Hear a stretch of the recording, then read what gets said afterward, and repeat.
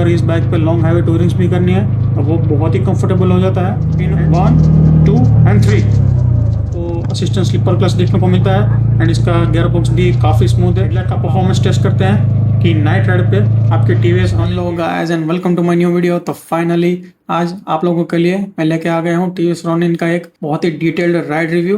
तो इस वीडियो में मैं आपको सारी की सारी A to Z छोटी से बड़ी सब चीज़ें मैं एक्सप्लेन करूंगा इसके बारे में कि ये कैसे चलती है, सिटी में कैसा परफॉर्म करती है एंड नाइट में कैसा परफॉर्म करती है।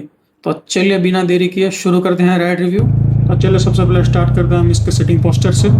तो जैसा कि आप देख सकते हैं कि इसके फुट पैक्स आगे की तरफ प्लेस किए गए हैं एंड इसका हैंडल बार भी थोड़ा सा अपराइट पोजीशन पे है। तो आप एक बहुत ही कंफर्टेबल सिटिंग पोस्चर पे बैठते हैं। तो इसकी वजह से आपको अगर इस बाइक पे लॉन्ग हाईवे टूरिंग्स भी करनी है तो वो बहुत ही कंफर्टेबल हो जाता है एंड आपको ज़रा भी थकान महसूस नहीं होती है। एंड अगर हम बात करें इसके लुक्स की तो साइड से ये पूरी की पूरी आपको एक क्रूज़र टाइप वाइब देखने को मिलती है एंड स्पेशली इस लाइटनिंग ब्लैक कलर में ये काफ़ी सुंदर दिखती है। तो इस वजह से इस बाइक को काफ़ी अटेंशन मिलती है। लोग आके पूछते हैं कि भाई ये कौन सी बाइक है, कौन से ब्रांड की बाइक है, तो वो भी एक अच्छी चीज़ है इसके बारे में। तो मैंने अपने टीवीएस रोनिन को करीब 3000 किलोमीटर चला लिया है। तो इसका 3000 किलोमीटर बाद वाला ओनरशिप एक्सपीरियंस भी मैं बहुत ही जल्दी लेके आऊँगा।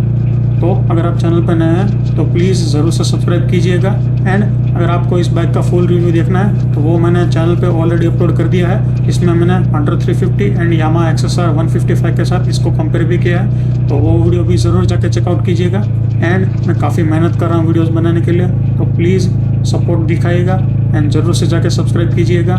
तो चलिए सबसे पहले स्टार्ट करते हैं हम हाईवे से कि ये हाईवे पे कैसा परफॉर्म करती है। तो चलिए अब हम आ चुके हैं हाईवे पे। तो सबसे पहले बात करते हैं हम इस बाइक की स्टेबिलिटी के बारे में। तो बाइक की स्टेबिलिटी काफ़ी अच्छी है। इसका हैंडल बार ज़रा भी वोबल नहीं होता है एट हाई स्पीड्स एंड आपको ज़रा भी वाइब्रेशन फील नहीं होती हैंडल बार पे, तो वो एक अच्छी बात है। तो मैं इसकी अभी थोड़ी स्पीड बढ़ा लेता हूँ, 70 तक मैं इसको अभी लेके जाता हूँ क्योंकि आगे टर्न आ रहा है। तो अराउंड 70 की स्पीड के आसपास हम उस टर्न पर से गुजर के देखते हैं।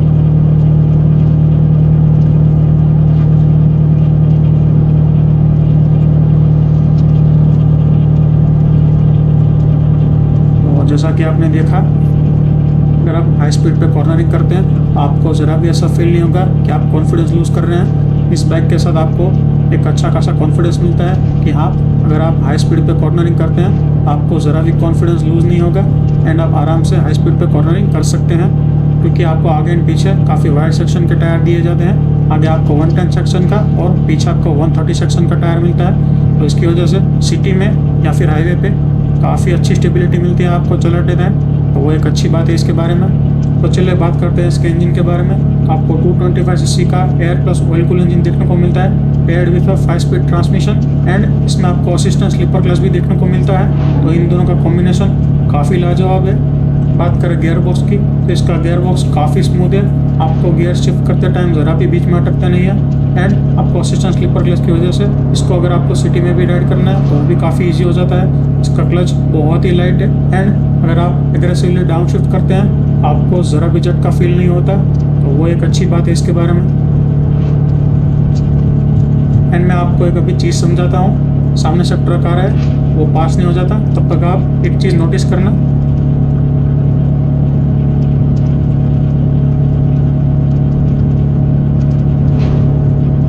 कुछ नोटिस किया आपने? चलिए मैं आपको समझाता हूँ। तो जब भी ये बड़ी ट्रक या फिर बस आपके सामने से पास होती है तो आपने फील किया होगा कि आपको एक ज़ोर का विंड ब्लास्ट फील होता है। तो इस सिचुएशन में आपकी बाइक एंड ट्रक के बीच में एक लो प्रेशर वैक्यूम क्रिएट होता है। तो इस चीज़ में दो पॉसिबिलिटीज़ रहती हैं, या तो आपकी बाइक ट्रक की ओर थोड़ा भागेगी या फिर बिल्कुल इसका ऑपोजिट। तो अगर आपने नोटिस किया तो टीवीएस रोनिन पूरी की पूरी एकदम स्ट्रेट लाइन में चल रही थी। तो क्यों? Because of its low centre of gravity. TVS Ronin का डिज़ाइन कुछ इस तरह से किया गया है, इसका मास कुछ इस तरह से प्लेस किया गया है कि आपको एक लो सेंटर ऑफ ग्रेविटी मिलती है। इसका फ़ायदा आपको कहाँ मिलता है? आपको इसका फ़ायदा मिलता है इस बाइक को हाई स्पीड पे राइड करते वक्त। तो जब भी आपके सामने से हैवी व्हीकल्स बस या फिर ट्रक पास होंगे तो उसका विंड ब्लास्ट आपको ज़रा भी महसूस नहीं होगा एंड टीवीएस रोनिन एकदम एक स्ट्रेट लाइन में चलती रहेगी।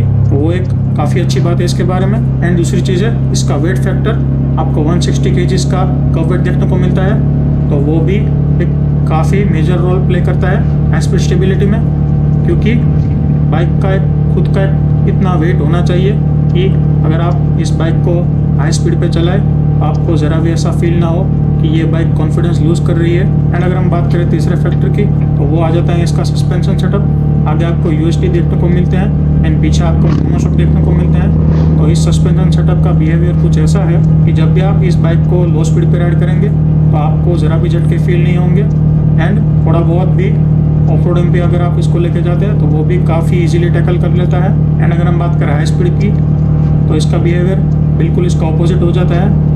हाई स्पीड पे ये सस्पेंशन सेटअप काफ़ी स्टिफ बिहेव करते हैं। तो अगर आप हाई स्पीड पे गड्ढे के ऊपर से पास होते हैं तो आपको झटका फील होता है।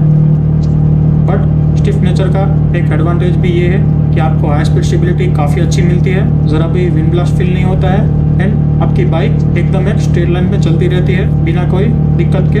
तो स्टेबिलिटी के मामले में यह बाइक काफ़ी अच्छी है। तो चलिए अब हम बात करते हैं ब्रेक्स के बारे में। तो आपको आगे एंड पीछे दोनों तरफ डिस्क ब्रेक्स देखने को मिलते हैं। आगे का डायमीटर है 300 mm का एंड पीछे का रोटर साइज है 240 mm का। आगे आपको ड्यूल पिस्टन कैलिपर देखने को मिलता है एंड पीछे आपको सिंगल पिस्टन कैलिपर ही देखने को मिलता है। एंड ये मेरा बेस मॉडल है तो आपको इस मॉडल में सिंगल चैनल ABS देखने को मिलता है। इसके ऊपर 2 वेरिएंट है, उनमें आपको ड्यूल चैनल ABS देखने को मिलता है। एंड आपको यहाँ पर किल स्विच के नीचे मोड का बटन देखने को मिलता है। बेसिकली ये आपके ABS के मोड्स चेंज करने का बटन है। आपको यहाँ पर 2 ABS के मोड देखने को मिलते हैं, एक है अर्बन एंड दूसरा है रेन। तो जो अर्बन मोड है उसको आप अपने डे टू डे लाइफ में या फिर हाईवे पे यूज़ कर सकते हैं। एंड जो रेन मोड है उसमें ABS की सेंसिटिविटी थोड़ी बढ़ जाती है। तो अगर वेट रोड्स हैं तो वहाँ पर आपको अच्छी ब्रेकिंग परफॉर्मेंस मिलती है। तो चलो इसका ब्रेक टेस्ट करके भी देखते हैं। अराउंड अपनी बाइक को 70 की स्पीड के आसपास लेके चलता हूँ एंड पीछे भी मैं पहले चेक कर लेता हूँ कि कोई आ तो नहीं रहा।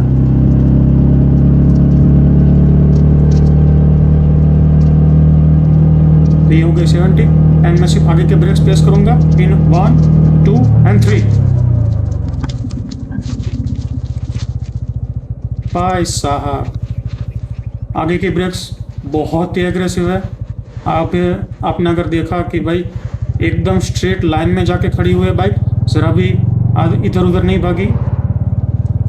और भाई इस मॉडल में सिर्फ सिंगल चैनल ABS है बट आगे का ABS बहुत ही अच्छे से काम करता है। आपने अभी देखा काफ़ी बढ़िया स्टॉपिंग पावर है इसकी। तो अगर आप TVS रनिंग का बेस मॉडल भी लेते हैं तो आपको ज़रा भी ब्रेकिंग परफॉर्मेंस में चिंता करने की ज़रूरत नहीं है। इसका आगे का ABS भी मोर देन सफिशिएंट है आपके लिए। एंड शायद से अगर आपको इमरजेंसी ब्रेकिंग करनी पड़े तो हड़बड़ी में कुछ लोग पीछे का ब्रेक भी प्रेस कर देते हैं। मेरे साथ भी ऐसा हुआ था। तो मैं पहले होंडा शाइन चलाता था तो उसमें कोई भी ABS नहीं आती थी, तो मुझे उसमें एक अच्छी खासी प्रैक्टिस है। ये बिना ABS वाली बाइक में भी अगर मैं पीछे के ब्रेक्स प्रेस करता हूँ तो I can control my bike. And यहाँ पर मैं एक फुटेज डाल दूंगा कि मेरे साथ एक इंसिडेंट हुआ था कि मैंने इमरजेंसी में पीछे की ब्रेक मार दी एंड थोड़ा सा पीछे का टायर मेरा स्किड कर गया बट समहाउ मैंने कंट्रोल कर ली अपनी बाइक। तो यहाँ पर इमरजेंसी सिचुएशन में आपकी स्किल्स भी काफ़ी काम आती है। तो चलिए अब हम बात करते हैं इस बाइक की वाइब्रेशंस के बारे में। तो काफ़ी लोगों का ये सवाल है कि इसका इंजन की वाइब्रेशन कैसी है, आपको हैंडल पे या फिर फुट पैक्स पे कहीं पे भी वाइब्रेशन फील होती है। तो चलिए वो भी चेक करते हैं। तो पहले तो मैं अपनी बाइक को अराउंड 70 की स्पीड तक लेके चलता हूँ।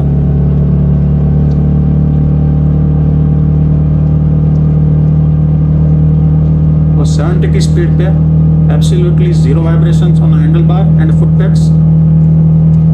एंड अभी 80 के प्लस लेके चलता हूँ स्पीड पे। तो 80 पे भी मुझे हैंडल बार पे एंड फुट पैक्स पे ज़रा भी वाइब्रेशन फील नहीं हो रहा। बट जैसे ही आप अपनी बाइक को 85 स्पीड पे चलाते हैं तो आपको एक माइनर सा वाइब्रेशन फील होता है अपने फुट पैक्स पे, बट वो काफ़ी माइनर है। आप हाई स्पीड पे चला रहे होगे तो आप ज़्यादा कुछ उसको नोटिस भी नहीं कर पाओगे।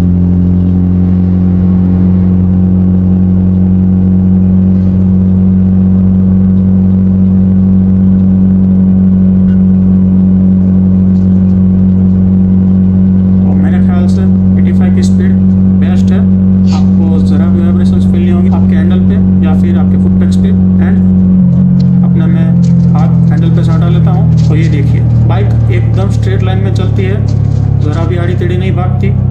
तो स्टेबिलिटी के मामले में तो 10 on 10 इस बाइक को। तो चलिए अब हम थोड़ा सा इसका हाई स्पीड टेस्ट भी करके देखते हैं। तो मैं अराउंड 100 की स्पीड टच करने की ट्राई करता हूँ।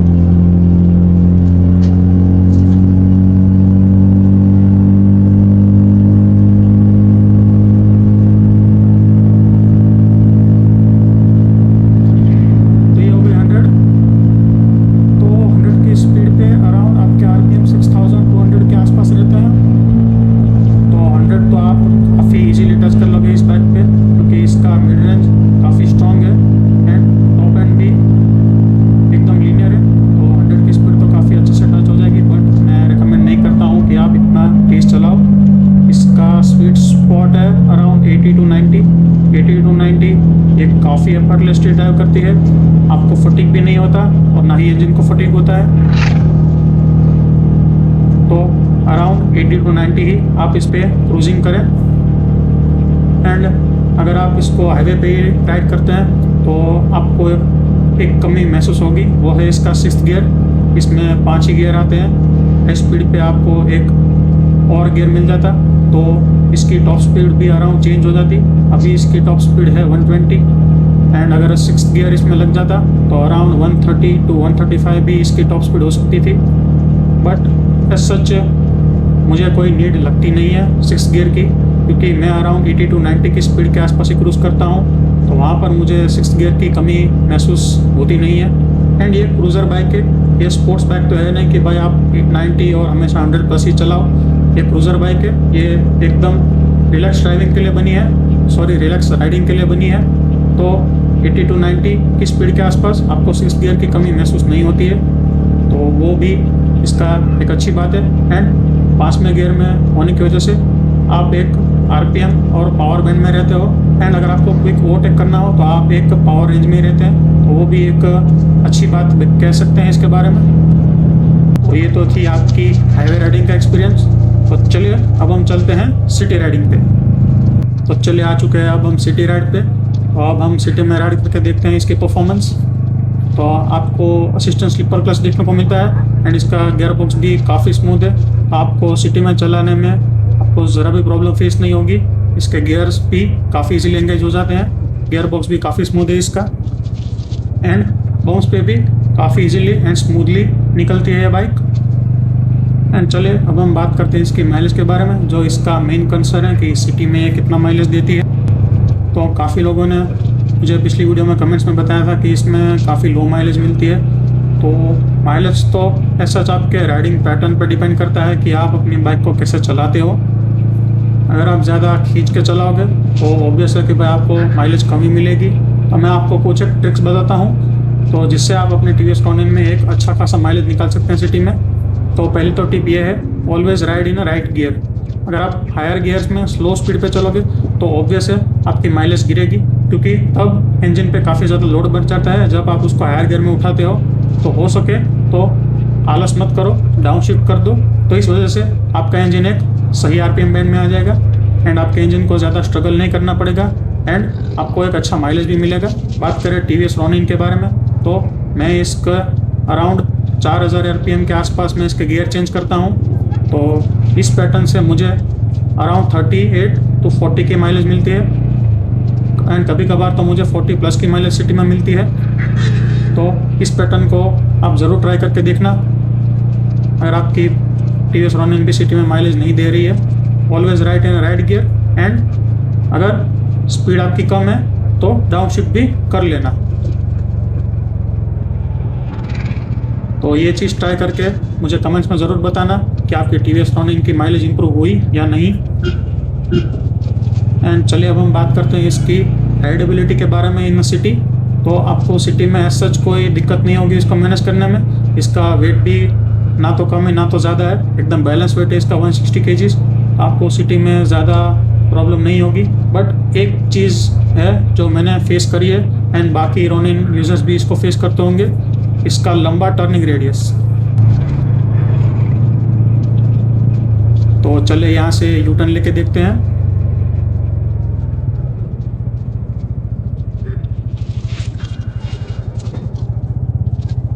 तो जैसा कि आपने देखा इसकी टर्निंग रेडियस काफ़ी ज़्यादा है। तो आपको एज सच अगर छोटी गलियों से पास होना है और इसको टर्न करना है तो आपको थोड़ी मशक्क़त करनी पड़ सकती है। दूसरी एज सच कोई प्रॉब्लम नहीं है इसको सिटी में राइड करने की, बस यही एक प्रॉब्लम है इसका लंबा टर्निंग रेडियस। बाकी ये बाइक सिटी में काफ़ी इजीली मैनेजेबल है। तो ये सब तो हो गए सिटी राइडिंग के पॉइंट्स। तो चलिए अब हम स्विच कर लेते हैं नाइट राइड पे एंड देखते हैं कि टीवीएस रॉनिन नाइट में कैसा परफॉर्म करती है। तो चलिए देखते हैं। तो चलिए अब हो चुकी है रात एंड अब हम इसका हेडलाइट का परफॉर्मेंस टेस्ट करते हैं कि नाइट राइड पे आपकी टीवीएस रॉनिन की हेडलाइट कैसी परफॉर्म करती है। तो अभी तो यहाँ पर हम सिटी में थोड़ा राइड कर रहे हैं, तो स्ट्रीट लाइट की वजह से आपको एक अंदाज़ा नहीं आएगा कि इसकी लो बीम कैसी है। तो चलिए सबसे पहले थोड़ा आगे चलते हैं एंड एक अच्छी सी जगह ढूंढते हैं जहाँ पर स्ट्रीट लाइट ना हो एंड एकदम पूरा अंधेरा हो। तो चलिए आ चुके हैं एक हम इसी रोड पे, यहाँ पर कोई भी स्ट्रीट लाइट नहीं है एंड एकदम पूरा अंधेरा है। तो चेकआउट कीजिए इसकी लो बीम। इसकी लो बीम काफ़ी वाइड स्प्रेड होती है एंड आपको लो बीम में भी सब कुछ एकदम साफ साफ दिखाई देता है। एंड यह है इसकी हाई बीम। तो जैसा कि आप देख सकते हैं इसकी हाई बीम काफ़ी अच्छी है, काफ़ी दूर तक ट्रैवल करती है एंड आपको दूर का एकदम साफ साफ दिखाई देता है। एंड चलिए थोड़ा डिपर मार के भी देखते हैं, ऐसा कुछ देखने को मिलता है आपको हाई बीम का परफॉर्मेंस। एंड अगर मैं कंपेयर करूँ इसको हंटर 350 के साथ तो उससे काफ़ी बढ़िया लाइट है। हंटर की लाइट इतनी ज़्यादा अच्छी नहीं है, ना ही उसकी लो बीम अच्छी है और ना ही इसकी high beam. But TVS Ronin की low beam and high beam दोनों ही इतनी अच्छी है कि आपको सिटी में या फिर हाईवे पे अगर आपको नाइट राइड करनी पड़े तो आपको एज सच ज़रा भी दिक्कत नहीं होगी। आपकी स्टॉक हेडलाइट ही काफ़ी है अगर आपको नाइट पे हाईवे पे राइड करना है। एंड अगर आप देखोगे तो इसकी हाई बीम एक बीच में स्पॉट बनाती है कि एकदम सेंटर पे ही रहती है। तो वो भी एक अच्छी चीज़ है कि आपको एकदम क्लियर व्यू मिलता है सेंटर का एंड ज़्यादा इधर उधर भी स्प्रेड नहीं करती आपकी लाइट। तो चलो मैं साइड में रुक के आपको पूरा इसका लाइटिंग सेटअप दिखाता हूँ। एंड मैंने इसके हज़ार्ड लाइट भी ऑन कर दिए हैं। तो चेकआउट कीजिए इसका पूरा का पूरा लाइटिंग सेटअप। आपको आगे एंड पीछे सभी जगह एलईडी सेटअप देखने को मिलता है, जो कि काफ़ी अच्छी बात है। एंड इसकी हज़ार्ड लाइट की ब्राइटनेस भी काफ़ी इनफ है। अगर आप हाईवे पे कभी कभार साइड में खड़े रहते हैं, आपकी हज़ार्ड लाइट ऑन कर दीजिए तो दूर से आने वाले व्हीकल को पता लग जाएगा कि नहीं यहाँ पर कुछ व्हीकल खड़ा है। तो इसकी ब्राइटनेस हज़ार्ड लाइट की काफ़ी अच्छी है, काफ़ी दूर से ही दिख जाती है। तो ये सब था आपके टीवीएस रॉनिन के बेस मॉडल का एकदम डिटेल राइड रिव्यू। तो इस वीडियो में मैंने हो सके इतने सारे पॉइंट्स कवर करने की कोशिश की है। अगर कोई पॉइंट मिस हो गया हो तो वो मुझे कमेंट में ज़रूर बताइएगा। So thank you very much guys for watching this video. ये वीडियो बनाने में मुझे काफ़ी मेहनत लगी है, तो please like share and subscribe ज़रूर से कर दीजिएगा। एंड ये वीडियो हर उस बंदे को भेज दीजिए जो टीवीएस रॉनिन खरीदना चाहता है एंड कन्फ्यूज़ है।